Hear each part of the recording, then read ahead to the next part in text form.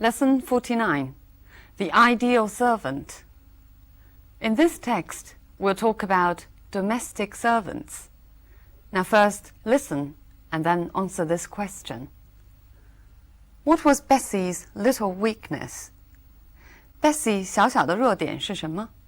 It is a good thing my Aunt Harriet died years ago. If she were alive today, she would not be able to air her views on her favorite topic of conversation, domestic servants. Aunt Harriet lived in the leisurely age when servants were employed to do housework. She had a huge, rambling country house called the Gables. She was sentimentally attached to this house, for even though it was far too big for her needs, she persisted in living there long after her husband's death. Before she grew old, Aunt Harriet used to entertain lavishly. I often visited the Gables when I was a boy. No matter how many guests were present, the great house was always immaculate. The parquet floors shone like mirrors. Highly polished silver was displayed in gleaming glass cabinets. Even my uncle's huge collection of books was kept miraculously free from dust. Aunt Harriet presided over an invisible army of servants that continuously scrubbed, cleaned, and polished. She always referred to them as the shifting population, for they came and went with such frequency that I never even got a chance to learn their names. Though my aunt pursued what was, in those days, an enlightened policy, in that she never allowed her domestic staff to work more than 8 hours a day, she was extremely difficult to please. While she always criticized the fickleness of human nature, she carried on an unrelenting search for the ideal servant to the end of her days, even after she had been sadly disillusioned by Bessie. Bessie worked for Aunt Harriet for 3 years. During that time, she so gained my aunt's confidence that she was put in charge of the domestic staff. Aunt Harriet could not find words to praise Bessie's industriousness and efficiency. In addition to all her other qualifications, Bessie was an expert cook. She acted the role of the perfect servant for 3 years before Aunt Harriet discovered her little weakness. After being absent from the Gables for a week, my aunt unexpectedly returned one afternoon with a party of guests and instructed Bessie to prepare dinner. Not only was the meal well below the usual standard, but Bessie seemed unable to walk steadily. She bumped into the furniture and kept mumbling about the guests. When she came in with the last course, a huge pudding, she tripped on the carpet and the pudding went flying through the air, narrowly missing my aunt, and crashed on the dining table with considerable force. Though this caused great mirth among the guests, Aunt Harriet was horrified. She reluctantly came to the conclusion that Bessie was drunk. The guests had, of course, realized this from the moment Bessie opened the door for them, and long before the final catastrophe, had a difficult time trying to conceal their amusement. The poor girl was dismissed instantly. After her departure, Aunt Harriet discovered that there were piles of empty wine bottles of all shapes and sizes neatly stacked in what had once been Bessie's wardrobe. They had mysteriously found their way there from the wine cellar. So what was Bessie's little weakness? Right, her little weakness was drinking. So this text tells us about the author's deceased aunt, who lived in another age, sticking to her old way of living.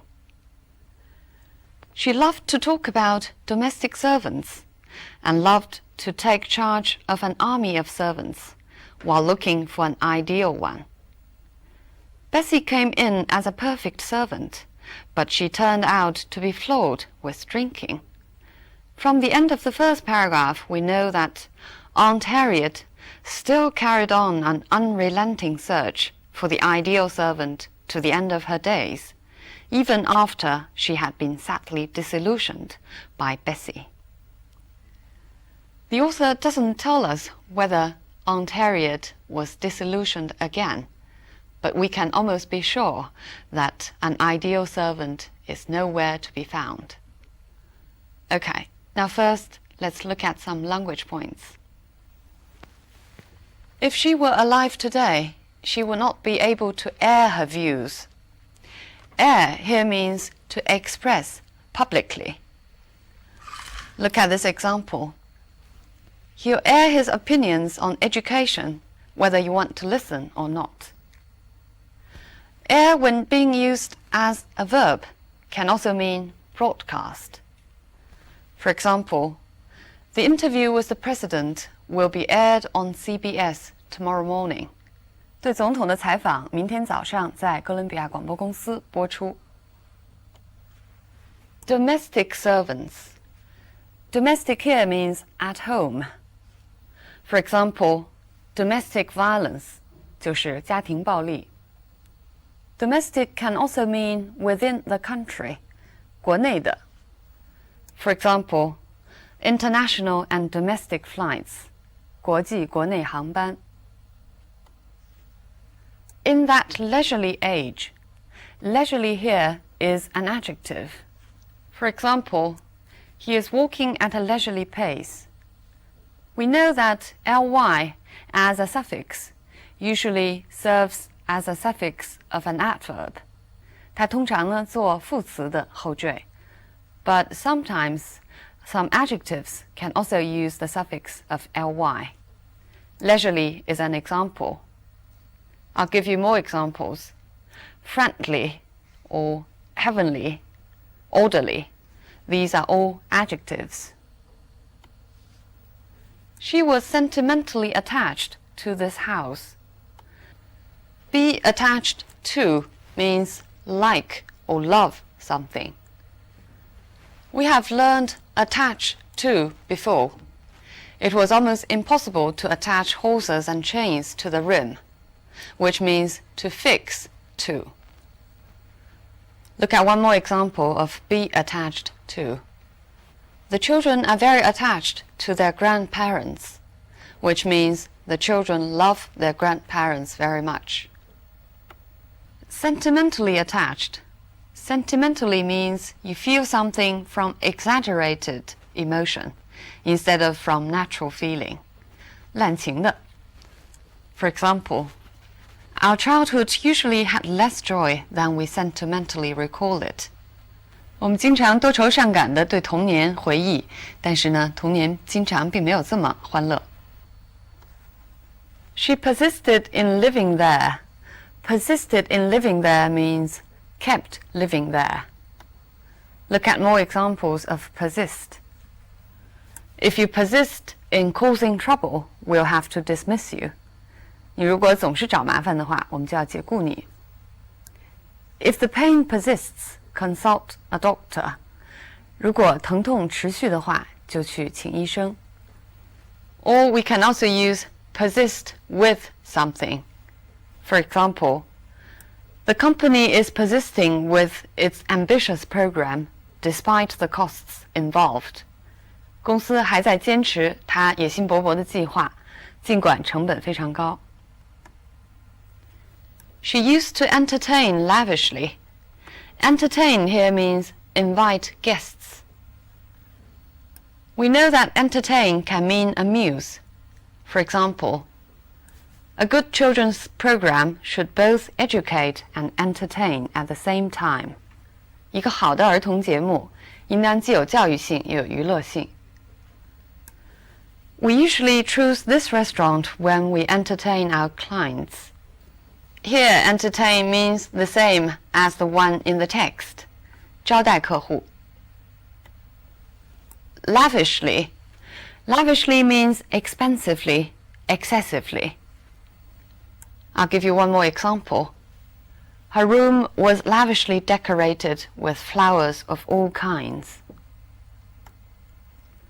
The great house was always immaculate. Immaculate means perfectly clean, tidy, or faultless. For example, he was dressed in an immaculate white suit. 一尘不染的白西装。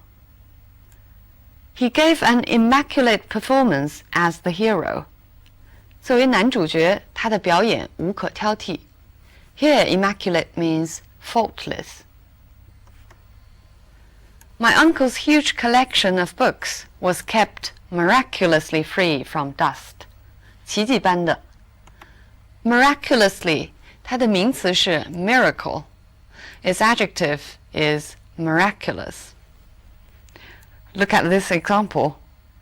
She miraculously lost 20 pounds in a month. 奇迹般的一个月就减了20磅。Aunt Harriet presided over an invisible army of servants. To preside over means to take charge or take control.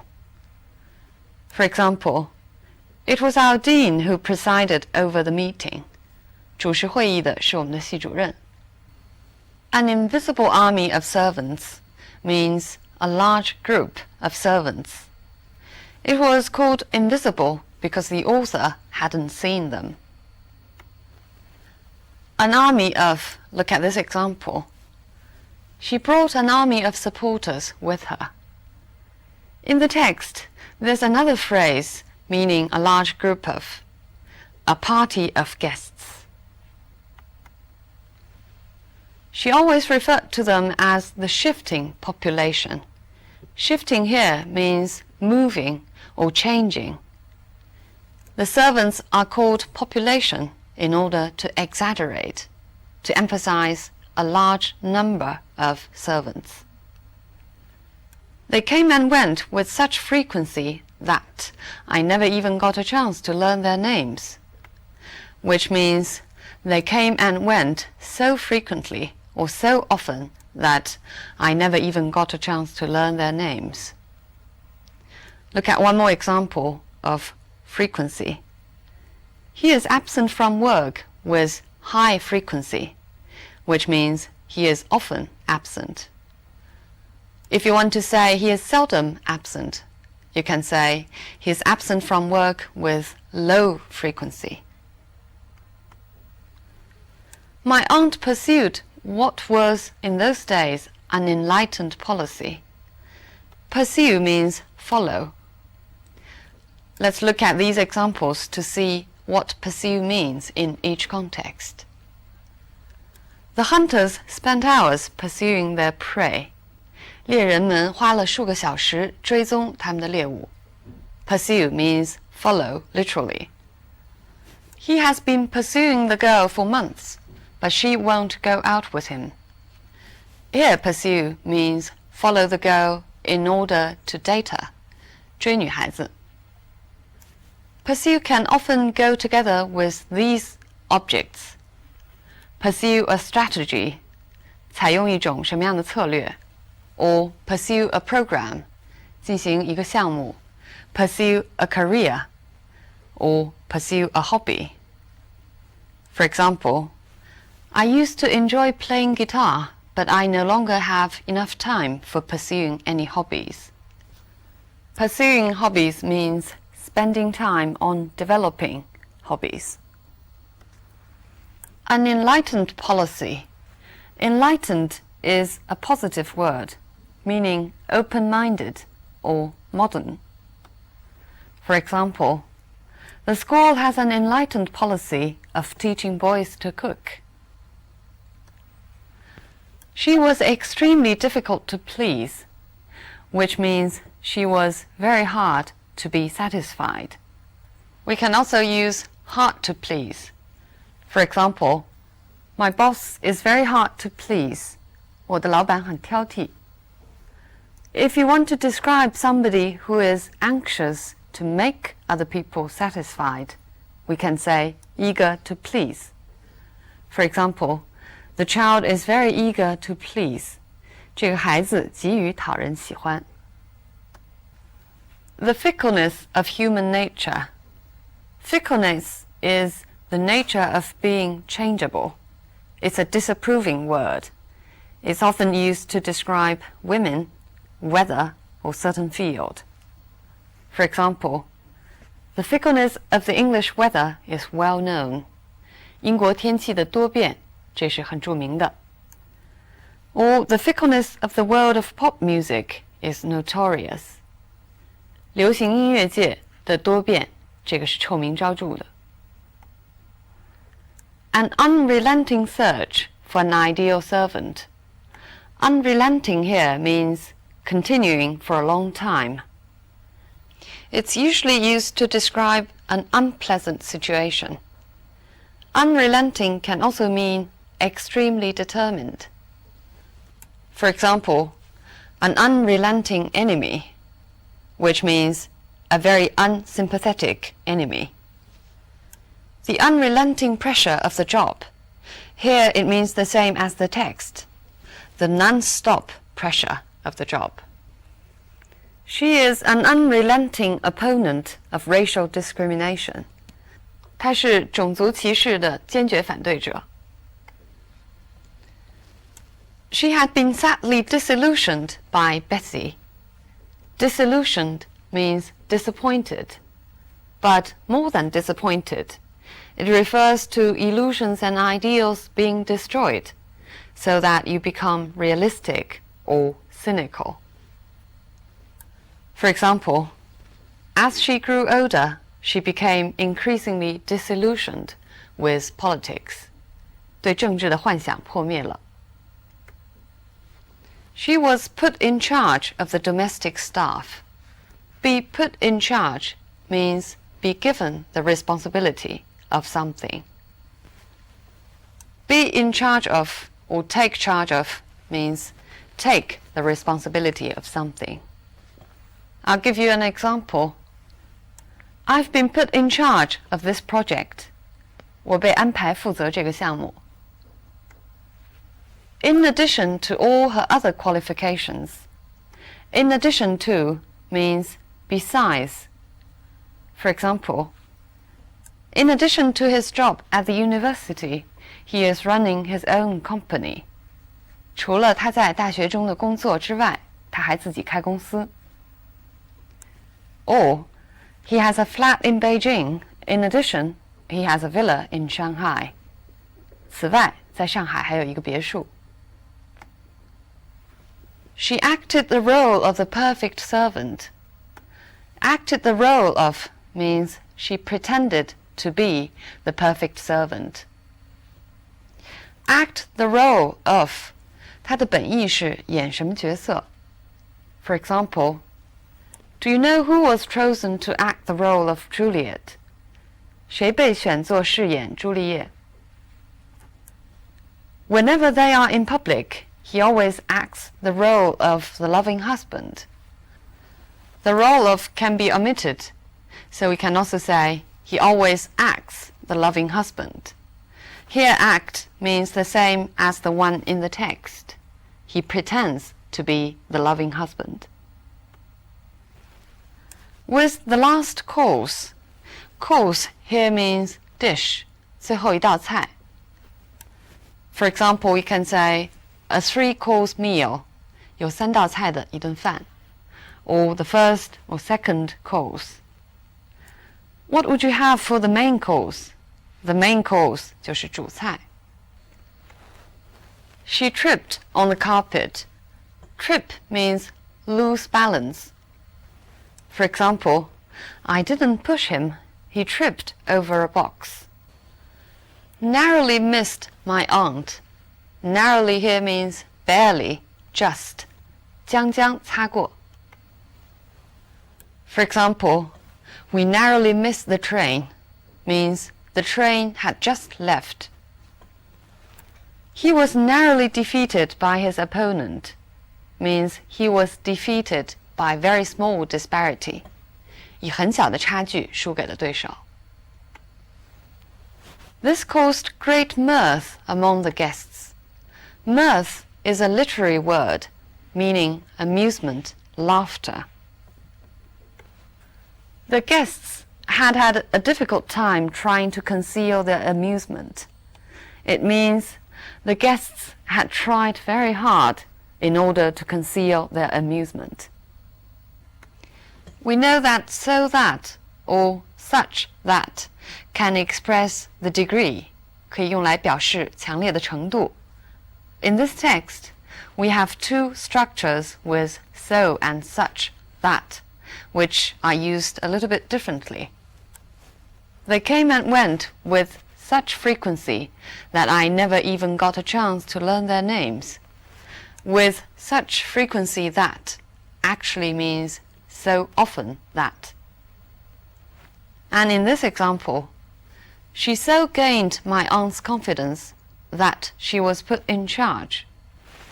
It actually means she gained my aunt's confidence so much that she was put in charge. So the life pursuit of Aunt Harriet is an ideal servant. Aunt Harriet, obviously, is a member of the upper class. We can actually know something about that leisurely age from her way of living.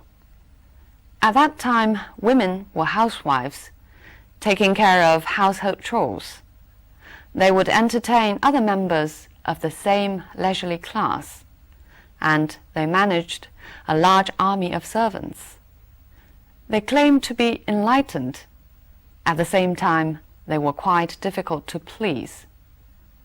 Every family was a little kingdom, and outside, the British Empire was enjoying unsurpassable prosperity, stability, and glory.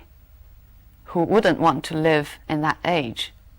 Of course, you have to be an upper-class member. Right, so much on this topic. I'll see you next time.